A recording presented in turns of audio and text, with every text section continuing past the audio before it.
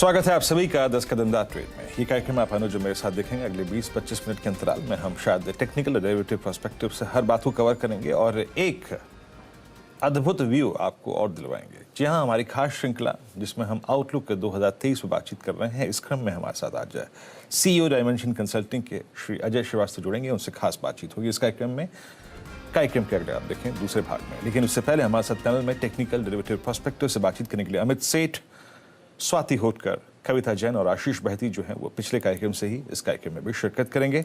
Markets अगर आप देखें 18048 निफ्टी बैंक आपकी स्क्रीन पर आप देखें करीब 42,440 और निफ्टी आईटी आज करीब पौने 700 अंकों पर आज का सबसे स्ट्रॉन्ग स्विंग लेके ट्रेड करता हुआ। लेकिन वाकई आज मेटल्स, अनुज और आईटी और रिलायंस अब तक के इस शायद तेजी को स्पॉन्सर करते हुए। लेकिन एक काम करता हूँ, यहाँ पर पहले कॉल्स पे बातचीत करते हैं। अमित जी, गुड मॉर्निंग, कार्यक्रम में स्वागत है आपका। आज फिर एक बार मेटल्स, आज एक बार फिर से आईटी स्पॉन्सर करते हुए इस मूव को, आपका इंडस्ट्रीज पे व्यू क्या है? आप लॉन्ग्स पर राइड कर रहे हैं या फिर नहीं? अभी तक कन्वर्शन नहीं जुटा पाए हैं। Good morning Virendra ji, good morning अनुज जी। इनफैक्ट अनुज जी, हमने एक बाय इनिशिएट किया 42,500 की कॉल में, लगभग 260 के लेवल्स पे। स्टॉप लॉस उसका 220 का लगा है। तो मुझे लगता है कि आज बैंक निफ्टी में एक अपटिक पॉसिबल है, जैसा हम अर्ली मॉर्निंग स्ट्रक्चर देख रहे हैं। तो for the day, intraday purposes के लिए मुझे लगता है कि बैंक निफ्टी में फ्यूचर्स में करंटली प्राइस 42,620 का है।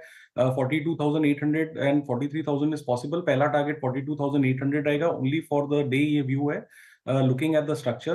ओवरऑल अगर आप सेक्टर्स की बात करें तो आपने सही कहा है कि metals is showing once again pull back.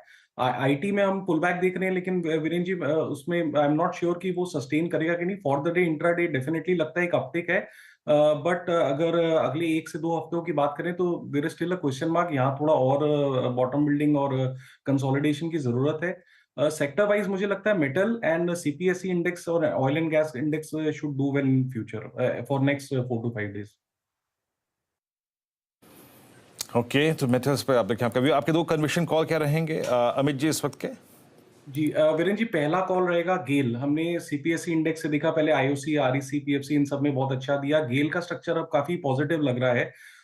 ये सेक्टर रिलेटिवली अनअफेक्टेड है in spite of the market volatility. अगर मार्केट गिरती भी है तो ये सेक्टर कहीं ना कहीं अपने गेन्स, डे के गेन्स होल्ड कर रहा है। पिछले 4-5 दिनों में, सत्रों में हमने देखा रिलेटिव स्ट्रेंथ इस सेक्टर की स्ट्रांग है। तो मार्केट की वॉलेटिलिटी को देखते हुए एक सेफ बेट लूंगा। 9850 का प्राइस है गेल का, 96 का स्टॉप लॉस रहेगा और 104 तक के टारगेट्स रहेंगे। सेकंड, मुझे लग रहा है कि अब एल&टी वापस एक कंसोलिडेशन के बाद बाहर आ रहा है। इसमें अच्छी खासी कंसोलिडेशन हमने देखी है। स्टॉक ने पहले जो फर्स्ट पुल बैक देखा उसमें हमने देखा कि 50 डेमा पे सपोर्ट लिया और कंटिन्यूअसली स्टॉक 20 और 50 डेमा पे कंसोलिडेट करके आज बाहर आ रहा है। It is trading about the 10 डेमा। तो आफ्टर दिस कंसोलिडेशन मुझे लगता है कि अपटिक यहाँ पे पॉसिबल है। इसे बाय करें फॉर टारगेट ऑफ 2175 और मेरे स्टॉप लॉस रहेंगे 2080 के।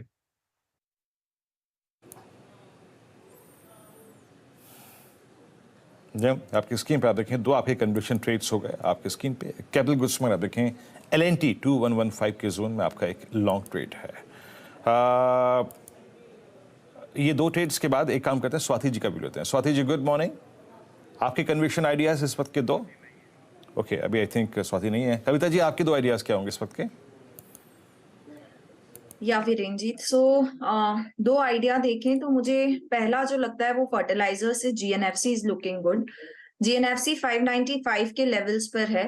मुझे लगता है अपसाइड टेक 605 के लेवल्स के लिए जीएनएफसी को चेस करना चाहिए। स्टॉप लॉस जो मेंटेन करना चाहिए वो 590 का मेंटेन करें। So from fertilisers GNFC is looking good.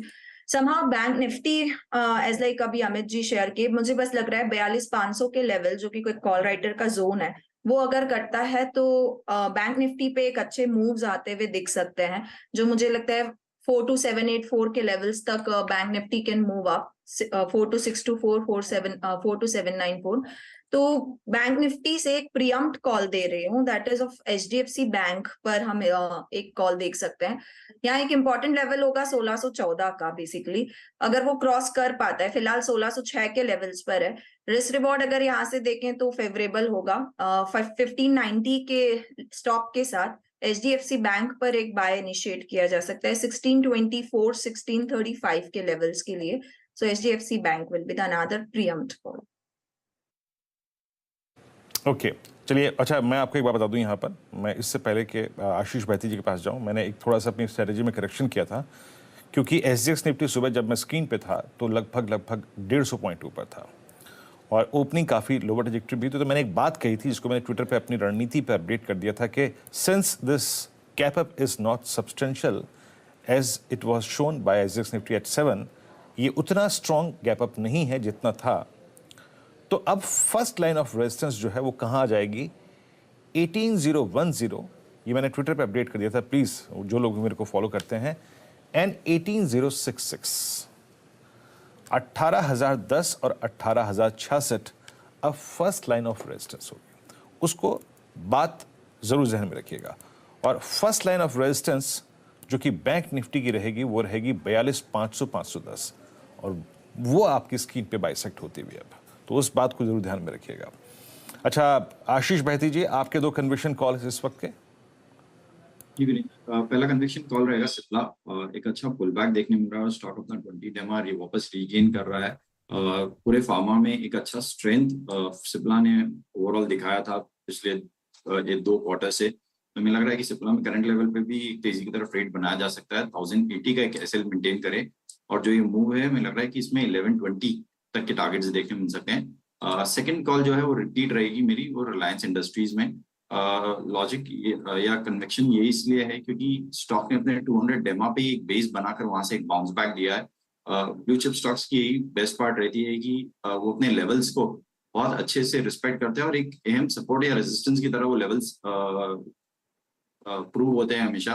जिस हिसाब से रिलायंस ने अपना 20 डेमा अभी वापस रीगेन किया, हमें लग रहा है कि यहाँ से भी एक तेजी की तरफ ट्रेड बनाया जा सकता है। अब जो स्टॉप लॉस मेंटेन करना है इसमें वो 2545 का एक एसएल मेंटेन करे, और हमें लग रहा है कि ये जो मूव है 2600 तक का लेवल्स देखने मिल सकते हैं इसमें। रिलायंस आपकी स्क्रीन पे याद रखिएगा। रिलायंस पे क्योंकि ये कॉल गई है, इस चैनल का स्वामित्व प्रबंधन रिलायंस इंडस्ट्रीज होल्ड करते हैं। कोई भी आप ट्रेड लें, चाहे वो बाय कॉल हो ऑप्शंस में, फ्यूचर्स में, या फिर कोई भी, अगर आप देखें फंडामेंटली आपने सुनकर इस पर कोई बाय कॉल ली है किसी निवेश के पर्सपेक्टिव से, तो प्लीज़ एक अपनी निजी राय ज़रूर उसमें सम्मिलित करें। इस चैनल का स्वामित्व प्रबंधन रिलायंस इंडस्ट्रीज होल्ड करते हैं। डायरेक्टर साहब मेरे ख्याल से स्वाति जी जुड़ चुके हैं अब, और स्वाति जी के पास चलते हैं, उनका व्यू समझते हैं। स्वाति, आपका व्यू मार्केट्स पे। और एक और चीज़ पैरेलली स्वाति इस बाजार में हो रही है कि गोल्ड बहुत स्ट्रॉन्ग है and closer to its all time high. कोई और ट्रेड थॉट्स आपके 2 ट्रेड्स और गोल्ड पे अगर आपका व्यू कोई हो तो वो भी शेयर कीजिएगा। यस, मार्केट पे व्यू कॉशियस व्यू है, बट ये हमें पुल बैक रैली नजर आ रही है। जिस हिसाब से हम लोग ने थर्सडे फ्राइडे करेक्शन देखा था, वेरू जी काफी शार्प करेक्शन था। 17,700 है वो एक इमीडिएट सपोर्ट लेवल था निफ्टी को, वो उसने रिस्पेक्ट किया है, वहां से हम पुल बैक रैली नजर आ रहे हैं। अभी मुझे लगता है ये पुल बैक रैली 18,200 तो कंटिन्यूड हो सकती है, जो कि निफ्टी को भी एवरेज का रेजिस्टेंस फेस कर सकते हैं वहां तक। बैंक निफ्टी में अगर मैं बात करूं तो मुझे लग रहा है अपसाइड में ये एक बार रीटेस्ट कर सकती है 43,000 साइकोलॉजिकल जो रेजिस्टेंस लेवल है वहां तक ही में।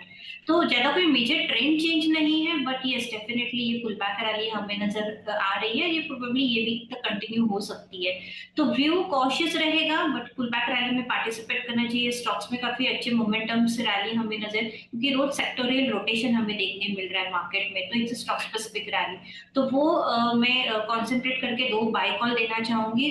First will be on the siemens में हम लोग ने देखा था कि ये जो 50 डीएमए 100 डीएमए का सपोर्ट लेवल काफी अच्छी तरह से रिस्पेक्ट कर रहे थे। लास्ट काफी 10-15 दिन का अगर हम ट्रेडिंग सेशन देखें तो एक काफी कंसोलिडेशन फेज में चल रहा था 2700 और 2800 के रेंज में।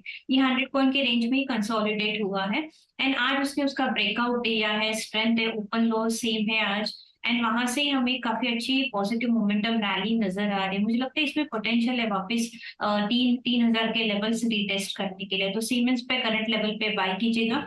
2890 का स्टॉप लॉस प्लेस कीजिएगा for immediate target of 3,000 levels. Second by call is on emphasis में अगर हम लार्जर डिग्री पे देखें तो वीकली चार्ट में इसका पॉजिटिव डाइवर्जेंस है, जो कि काफी स्ट्रॉन्ग इंडिकेशन है ऑन टेक्निकल सेटअप। डेली में देख रहे कि high tops high bottom formations में आज उसने 20 डीएमए का भी ब्रेकआउट दिया है, उसके ऊपर वेल प्लेस्ड है लास्ट 2 दिनों से। तो मुझे लगता है इसमें भी एक हमें पॉजिटिव मोमेंटम अपसाइड में देखने मिल सकती है, जो कि काउंटर को लेके जा सकती है। 2080 सो 2100 के लेवल तक, तो एम्फोसिस करंट लेवल पे बाय कीजिएगा। अपसाइड में आई बिलीव 2080 का स्टॉप लॉस टारगेट में देखती हूँ, stop loss you can place it 1990।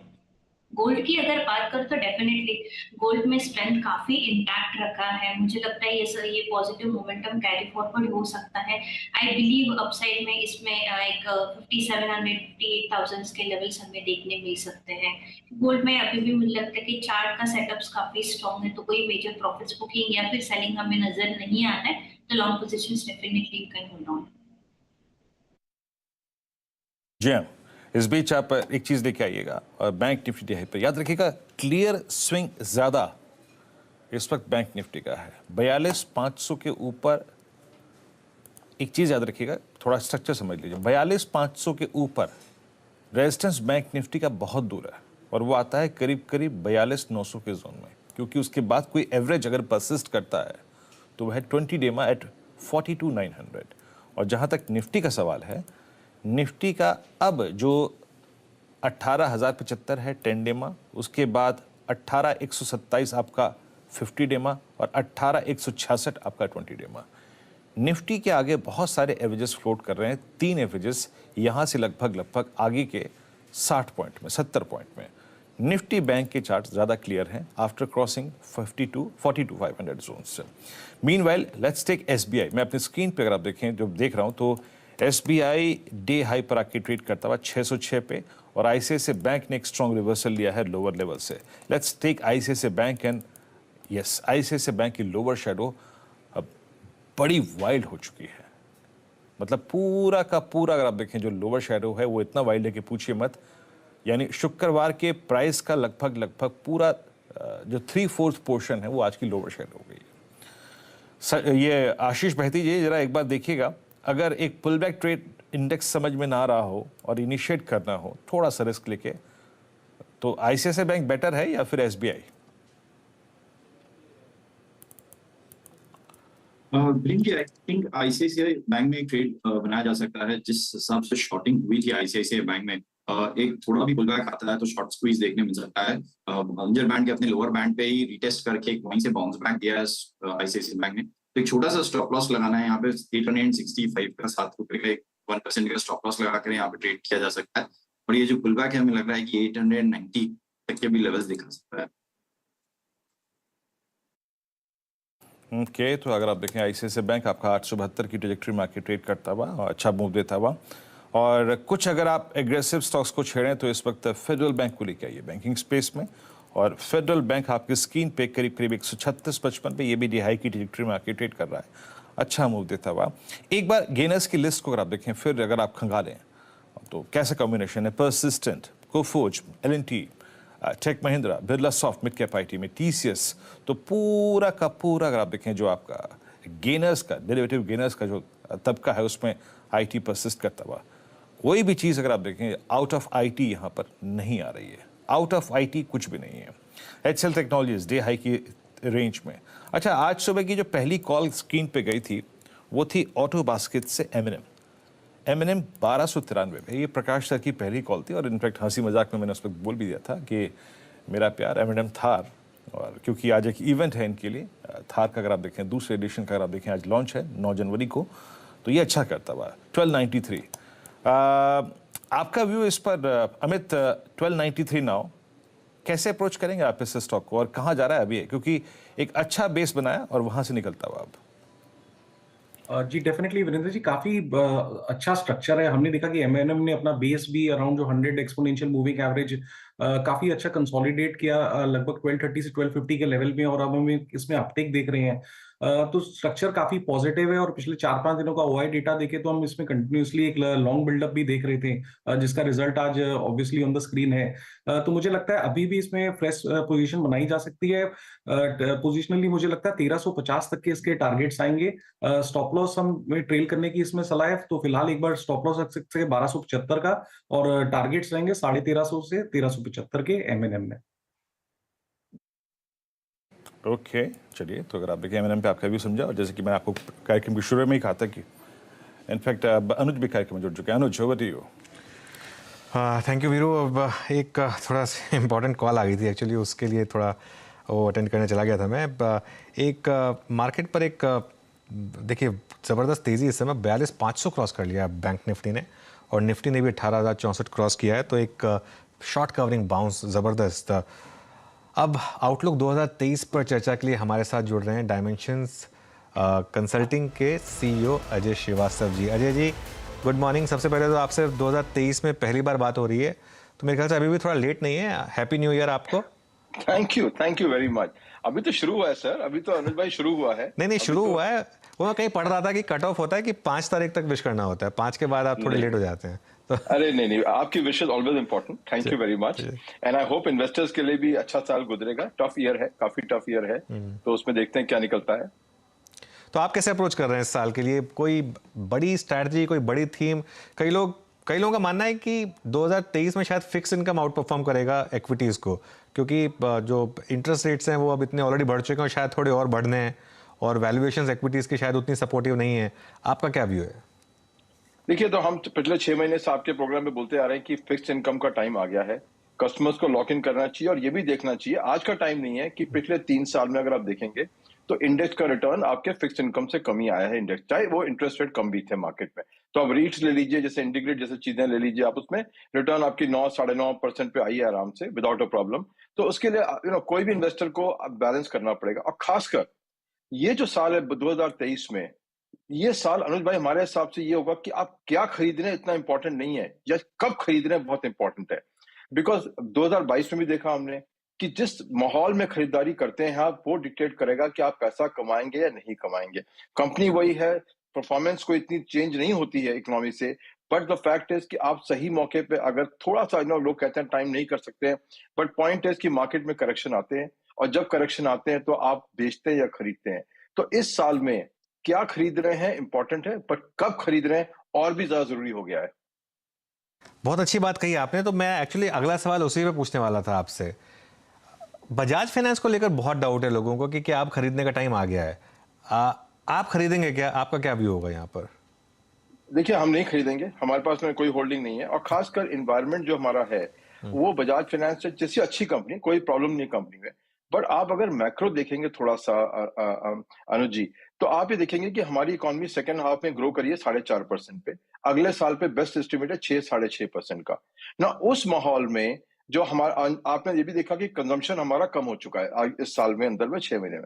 उस माहौल में कंज्यूमर क्रेडिट का बढ़ना, जबकि खासकर इतने सारे फिनटेक आ गए हैं, बैंकों ने फोकस कर दिया है, तो कंपनी वही है, लेकिन कंपटीशन बहुत बढ़ गया है, और इतना यूनिवर्स इतना बड़ा नहीं है।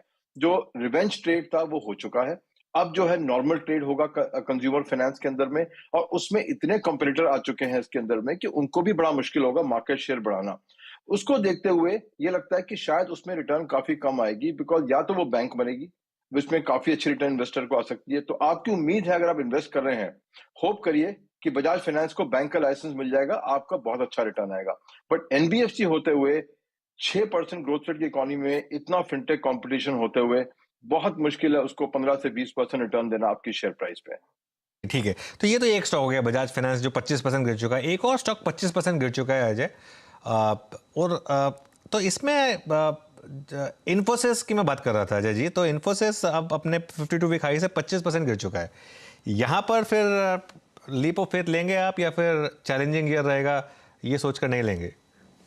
देखिए, स्टॉक स्पेसिफिक तो नहीं बोलूंगा मैं, पर ये जरूर बोलूंगा कि ऐसे करेक्शन आते हैं मार्केट में, और अगर आपको इंडियन इन्वेस्टर हैं, लॉन्ग टर्म इन्वेस्टर हैं, आपको अपना पोर्टफोलियो बनाना है, तो आईटी के बिना आप नहीं बना सकते हैं पोर्टफोलियो।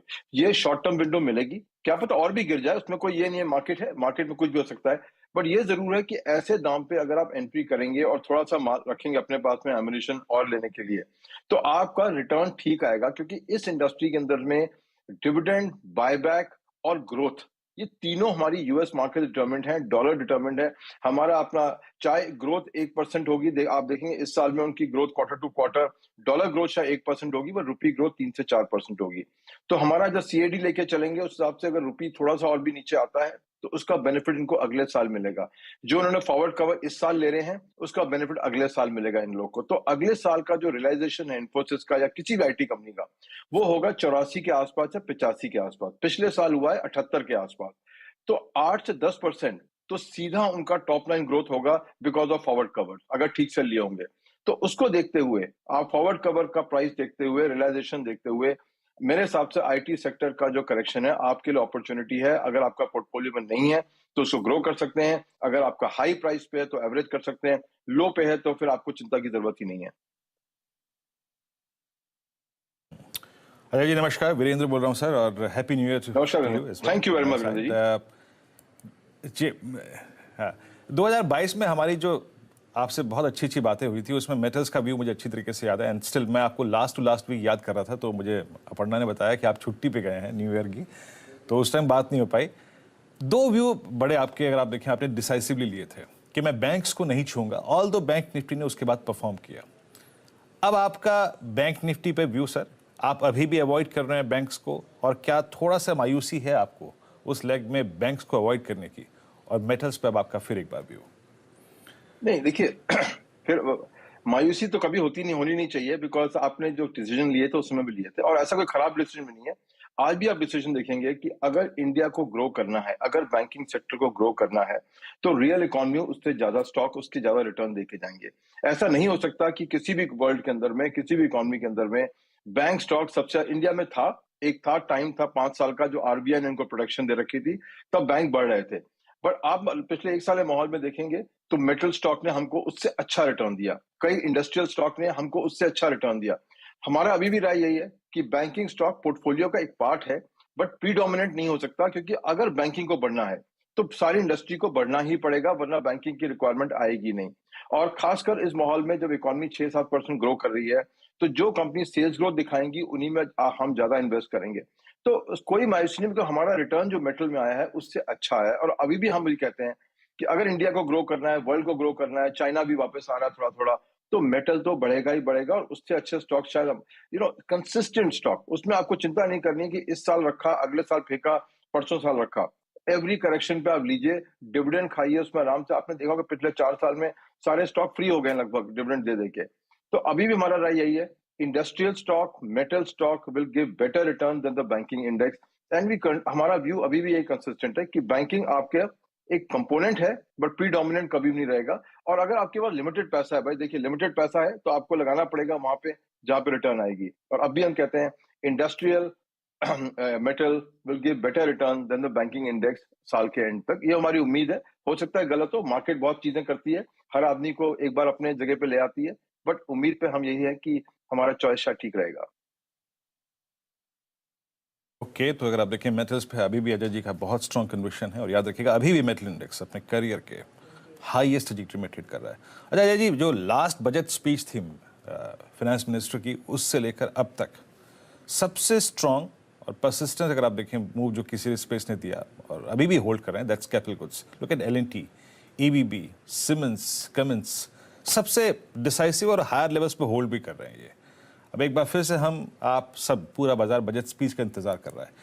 क्या ये थीम 2023 में, मतलब कंस्ट्रक्शन, इंफ्रा, कैपिटल गुड्स, मैं एक उदाहरण के तौर पे एक IRB का आपको उदाहरण रख रहा हूँ, स्टॉक ऑल टाइम हाई पे है, क्या ये थीम चलेगी अभी भी यहीं से? देखिए चलनी तो चाहिए थीम, बिकॉज बजट के पास कोई चारा नहीं है। आज की तारीख में बजट के पास कोई चारा नहीं है, बिकॉज बजट से ज्यादा इंपॉर्टेंट है गवर्नमेंट पॉलिसीज। अब आप देखिए स्टील की पॉलिसी चेंज करी, इंडिया इस नेट इंपोर्टर हो गया स्टील का।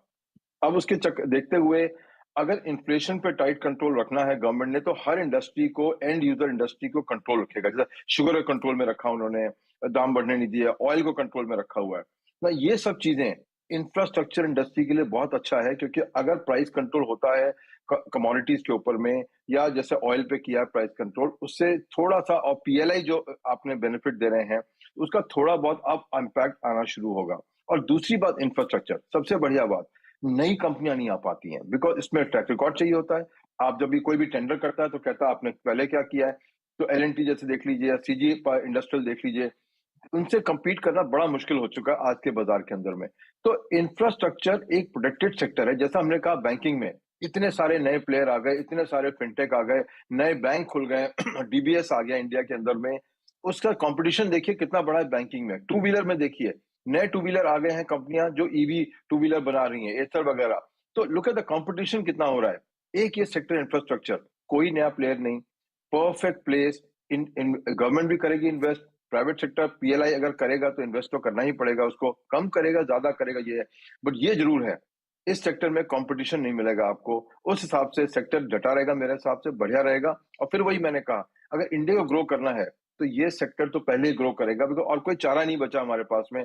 कंज्यूमर ग्रोथ बहुत मुश्किल है इस समय, कंज्यूमर ग्रोथ बहुत मुश्किल है, इंफ्रास्ट्रक्चर ग्रोथ का एक ही रास्ता है, तो स्टॉक करेंगे, रिटर्न देंगे, बट वही मैंने कहा कब खरीदना है बहुत इंपॉर्टेंट है, क्या खरीदना है इतना जरूरी नहीं है, 5 कंपनियां 6 कंपनियां हैं, कोई भी चूज कर लीजिए।